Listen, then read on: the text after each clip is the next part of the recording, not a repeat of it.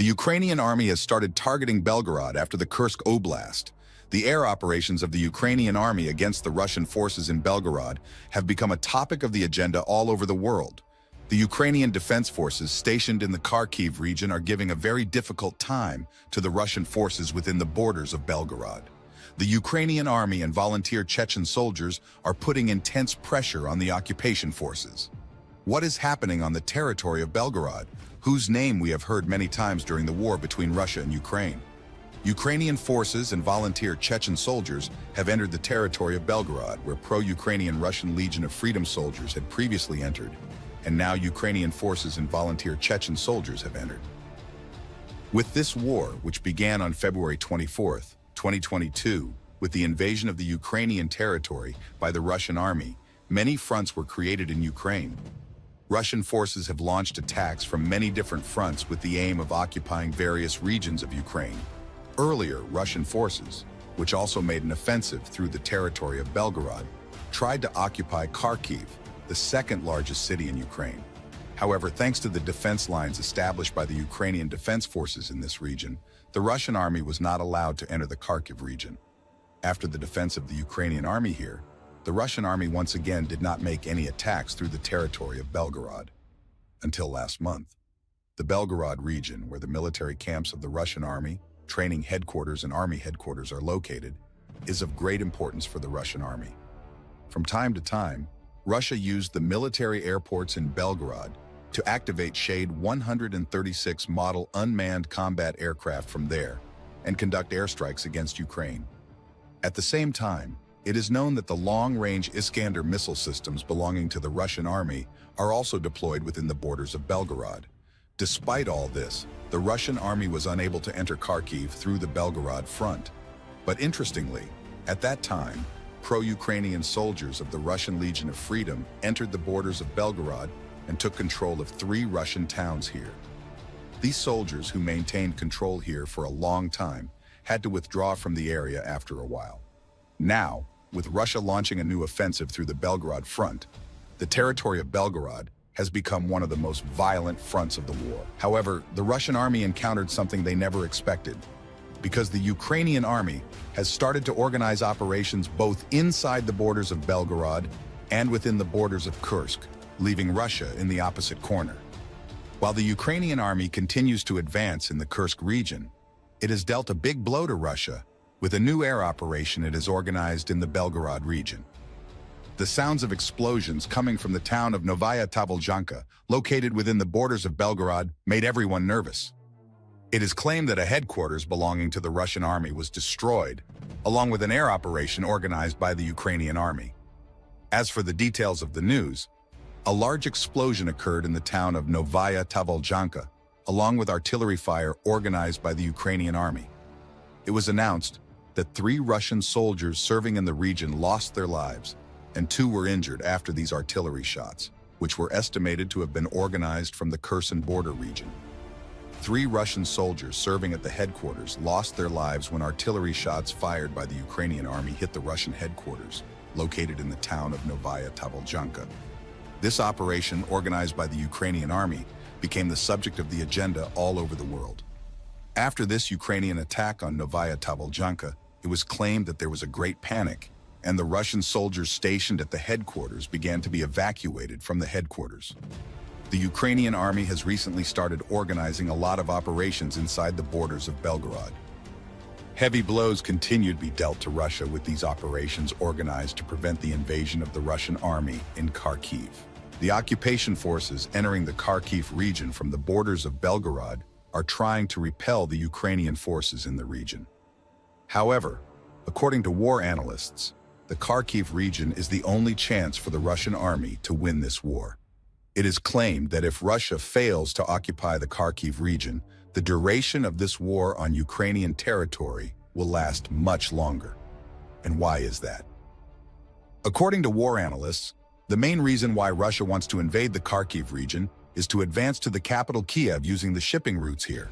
The Russian army wants to realize its plan, which it could not realize in the Kherson region before, now in the Kharkiv region. The Kherson region, which was occupied in the first months of the war, has been under the occupation of the Russian army for 2 years.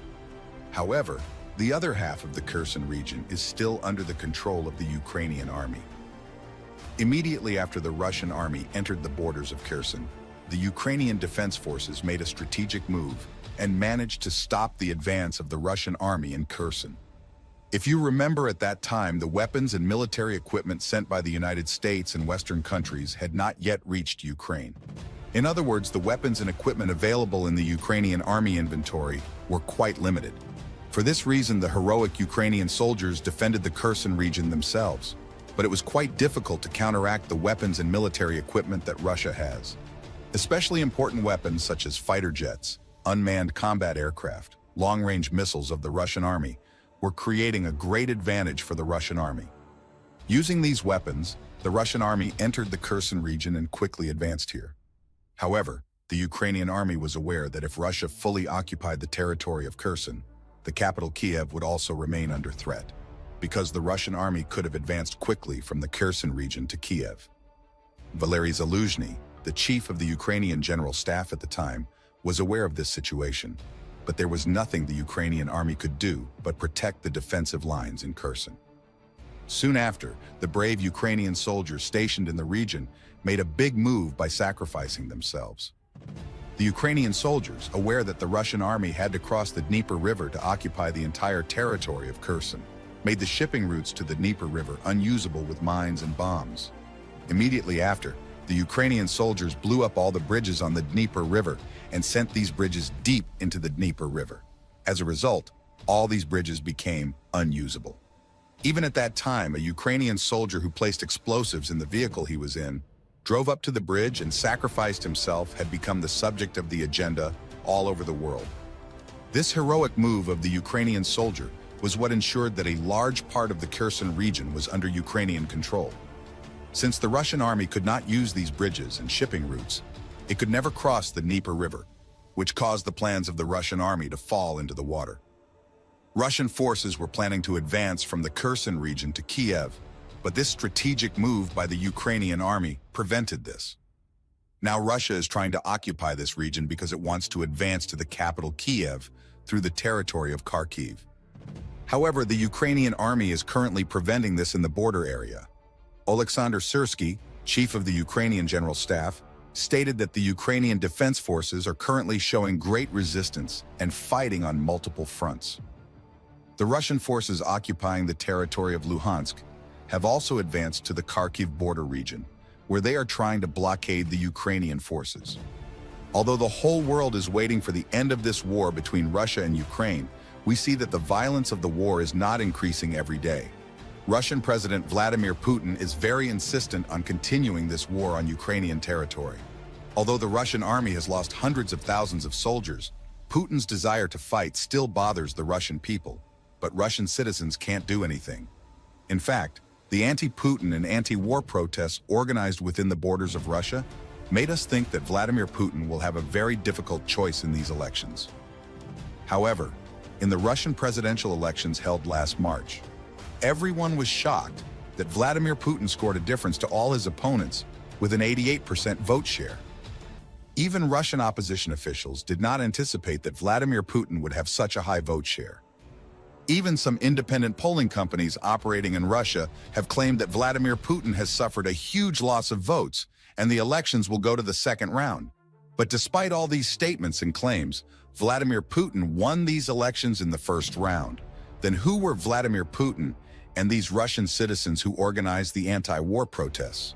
Inflation rates, which are still rising due to the war, and the sanctions and embargoes imposed on Russia are putting Russia under a lot of pressure. But it seems that Russian citizens continue to vote for Vladimir Putin, even though they complain about this situation. When the war will end is still a matter of greater curiosity. Ukrainian Special Operations Forces have given the Russian forces a nightmare with an attack no different from a point shot.